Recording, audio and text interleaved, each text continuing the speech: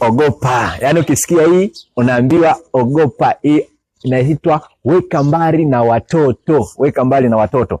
Kwa nini? Kwa sababu unajua madhara yatokanayo na wewe mwanaume ambaye unaingiliwa kinyume na maumbile. Au unakaza tu mwanangu, au sio?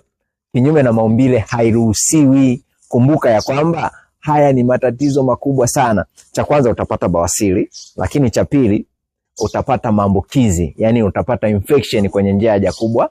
Lakini kingine ujue ya kuwa wewe tena tumesha kupoteza. Yani wewe utakuwa ni mtu wa kujamba jamba ovyo. Yani ukipata ushuzi huwezi kauzuia. Lakini pia kitu kingine, madhara yake makubwa zaidi, ukiumwa labda uhalisho, maana yake utakuwa unapitiliza. Hebu jiulize sasa wewe mwanaume mwenzangu, ambaye umekubali unageuzwa nyuma. Ngoja niongee taratibu kidogo hapa. Umekubali kugeuzwa nyuma. Hivi ni haki kweli?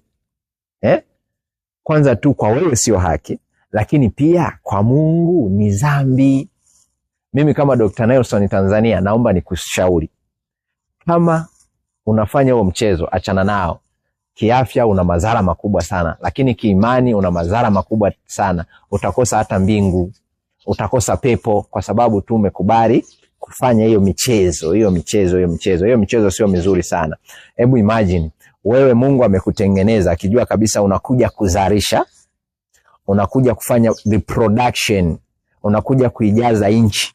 Sasa badala ya kujaza inchi wewe unajazwa.